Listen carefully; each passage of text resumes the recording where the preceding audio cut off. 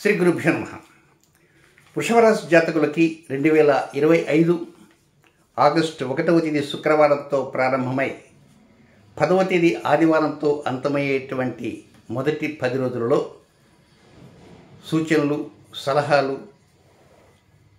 క్లుప్తంగా 3 పాయింట్లు తెలియజేయబోతున్నాను.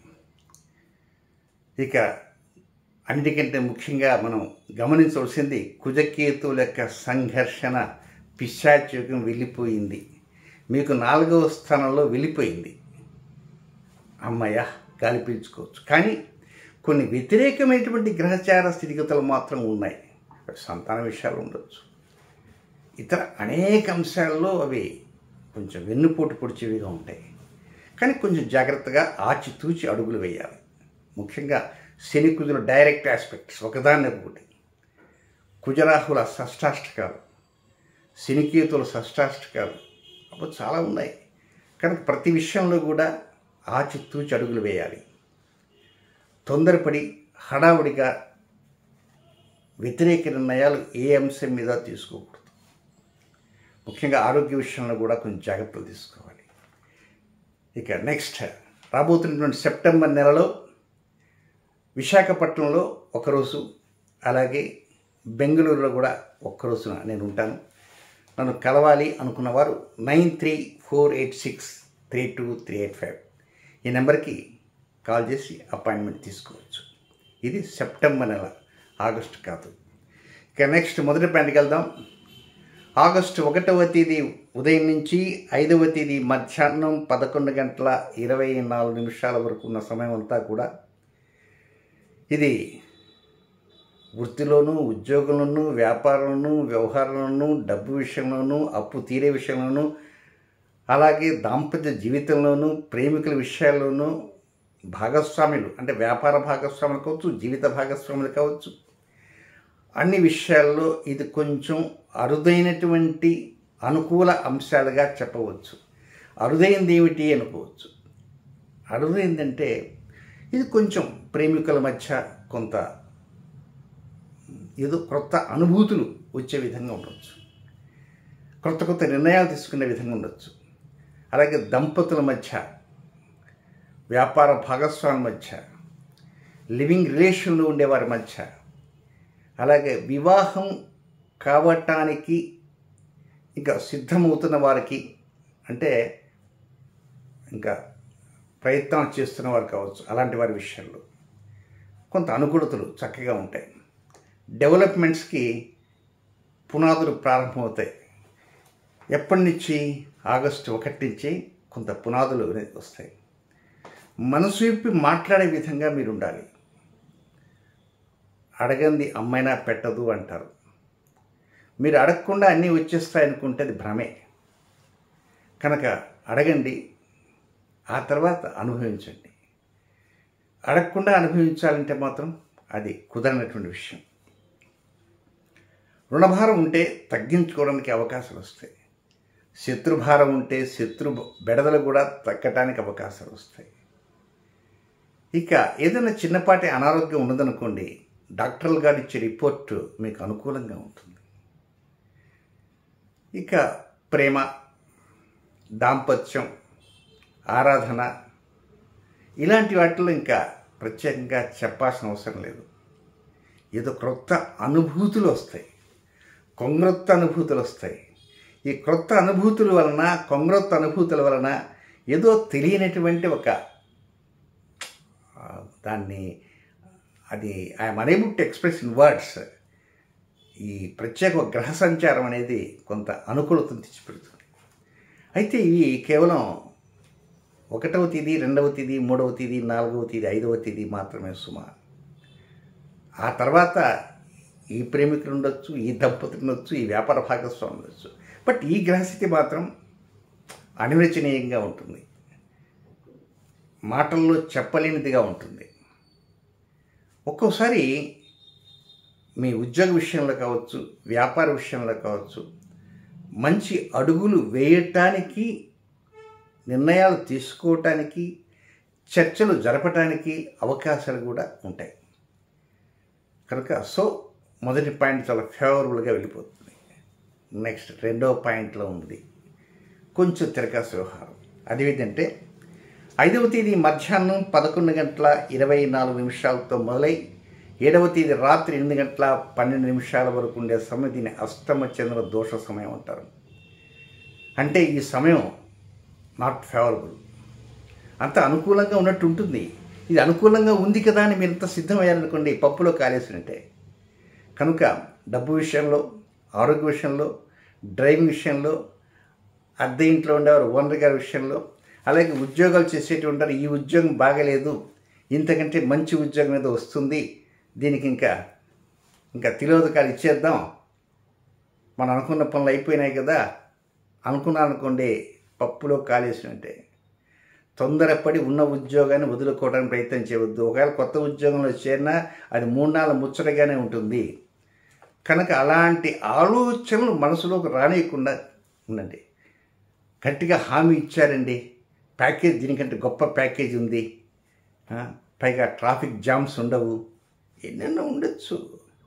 అది ఆ కంపెనీ ఎంతకాలం ఉంటుందో, దాని పూర్వోత్తరాలు ఏమిటో అవి కూడా మీరు ఆలోచించారు. కానీ ఆలోచన చేయరు, మనకు ఆ ప్యాకేజీలే కనపడుతుంటాయి. కనుక హడావడి ప్రయత్నం చేయొద్దు. ఎందుచేతనంటే ఈ కుజకేతు సంఘర్షణ వెళ్ళినప్పటికీ ఇతర గ్రహచార స్థితిగతులు చాలా వ్యతిరేకంగా ఉన్నాయి. So take care. నెక్స్ట్ 3వ పాయింట్, 7వ తేదీ రాత్రి 8:12 నుంచి 10వ తేదీ రాత్రి దాకా ఇది ఎట్లా ఉందంటే ఇదంతా 80-20గా ఉంటుంది. 80-20. 80 ఏమిటి అంటే అన్ఫేవరబుల్, 20 ఫేవరబుల్.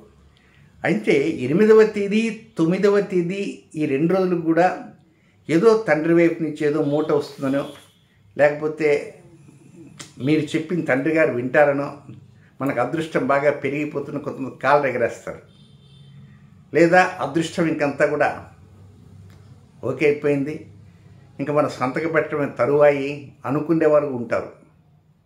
కానీ 8వ తేదీ 9వ తేదీ 2 రోజులు కూడా ఇది అదృష్టానికి పరీక్ష రోజులు. ఆ పరీక్షలు నెగ్గుతామా అంటే అది చాలా టఫ్ ఎగ్జామ్.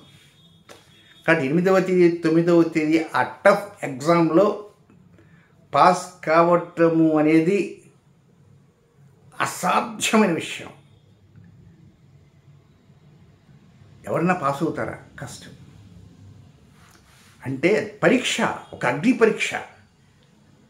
దేంట్లో? అన్నింటిలో. అది ఉద్యోగము, వ్యాపారము, వ్యవహారము, ఇల్లు కట్టుకోవటం, లేకపోతే వాహనం కొనటం, బంగారం కొనటం, లేకపోతే అబ్బాయి చదువులు, అమ్మాయి పెళ్లి చూపులు, ఏవో ఉంటాయి, రకరకాలు ఉంటాయి జీవితం అన్న తర్వాత, లైఫ్ అన్న తర్వాత. కనుక వీటిల్లో ఒక్కోసారి అంత అయిపోయింది అనుకోవచ్చు, ఒక్కోసారి తండ్రి దగ్గర నుంచి పేచి పడవచ్చు. అబ్బాయి కుదరదు, నువ్వు ఏదైనా సంతకం పెట్టేస్తే ఎంత అయిపోతుందేమనుకుంటున్నావు, అదే కుదరదు నాయన అనవచ్చు. లేదా తండ్రి గారు, లేదా బాబాయ్, పెదనాన్న భార్య, పెద్దమ్మ, చిన్నమ్మ, వాళ్ళ సంతానం ఎవరో ఒకరు పిల్లలు పెట్టేస్తారు. కాబట్టి 8వ తేదీ 9వ తేదీ ఈ both days are completely unfavourable. 10వ తేదీ ఉదయాన్నే బ్రేక్ఫాస్ట్ చేసిన తర్వాత కొంచెం ఉప్మా, దోశ, వడ, ఇడ్లీ తిన్న తర్వాత ఏదో రెపరెపలాడుతుంటుంది, కొంచెం అనుకూలంగా వస్తున్నట్టుంటుంది.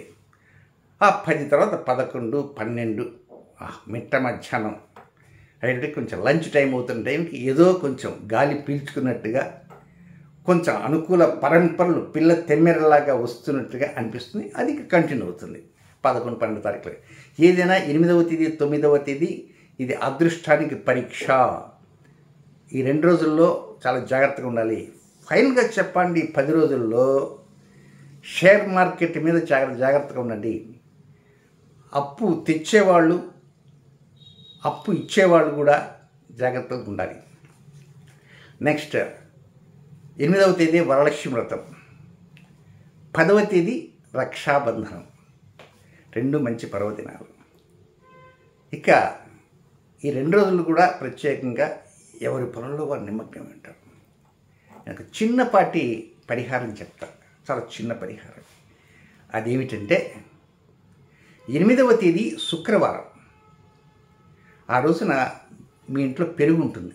మేగడ పెరుగు కావచ్చు, పుల్ల పెరుగు కావచ్చు, నీళ్ళ పెరుగు కావచ్చు, గడ్డ పెరుగు కావచ్చు, ఏదైనా పెరుగుని ఉదయాన్నే 9 గంటల లోపలనే జస్ట్ మీ యొక్క కుడి చెయ్యి అంటే గిన్నెలో పెరుగు ఉందనుకోండి, ఒక చెంచాతో తీసుకోండి, కొద్ది చిన్న చెంచా తీసుకొని, ఇది చెంచా అనుకుందాం కాసేపు.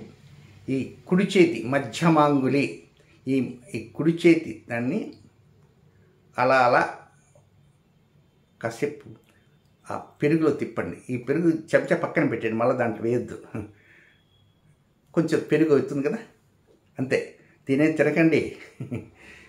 అక్కడ దగ్గరలో ఏదో ఒక చెట్టు వృక్షం, పూల చెట్టు అయినా సరే, తులసి చెట్టు కాకుండా, దానికి నేరుగా ఇది తీసుకొని పోయి ఆ ఆకుకి అట్లా రాసి, అంటే మీ చేతికైన పెరుగుని ఆకు మీద అట్లా పరచండి చాలు. ఏమండి పెరుగు తక్కువ వచ్చిందండి, అది కొద్దిగా రానివ్వండి, ఇబ్బంది లే. ఇది శుక్రవారం చేస్తారు. నెక్స్ట్ శనివారం కూడా, ఆ రోజు ఇంటి రక్షాబంధనం, ఆ రోజు కూడా ఇదే పెరుగుని మళ్ళీ మరి కొద్దిగా తీసుకోండి.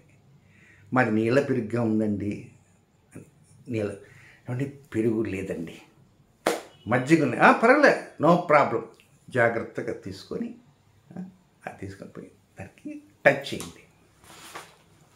దీనివల్ల ఏం జరుగుతుందంటే అనుకున్న ఆలోచన ఉంటాయి. కొన్ని వ్యతిరేక గ్రహచార స్థితిగతులు నెత్తిన పడకుండా మీరే గమనిస్తారు. కొంచెం అనుకూలతలు అనేవి అలా వస్తాయి. నెక్స్ట్ ఇంకా వృషభ రాశిలో జన్మించిన జాతకులకి కొన్ని వ్యతిరేక సమయాలు అంటూ ఉన్నాయి. ఆ సమయాలు తెలియజేస్తాను.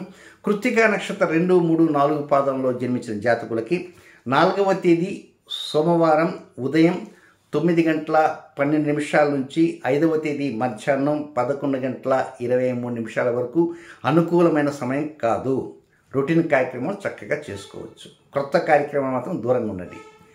ఇక రోహిణి నక్షత్రంలో జన్మించిన జాతకులకి 5వ తేదీ మధ్యాహ్నం 11:23 మొదలై 6వ తేదీ బుధవారం మధ్యాహ్నం 1 గంట వరకు ఇది అనుకూలమైన సమయం కాదు.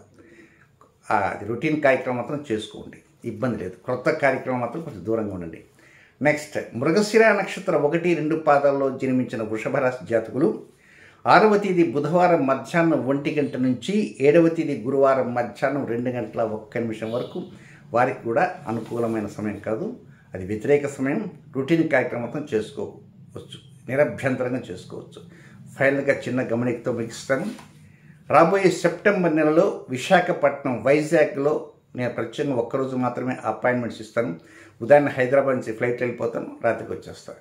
తర్వాత మరి కుదరలాగి మళ్ళీ బెంగళూరు ఒక్కరోజు మాత్రమే అక్కడ ఉంటాను, వచ్చేస్తాను. ఈ 2 రోజులు మాత్రం అవకాశం ఉన్నవారు వినియోగించుకోవచ్చు. శుభం.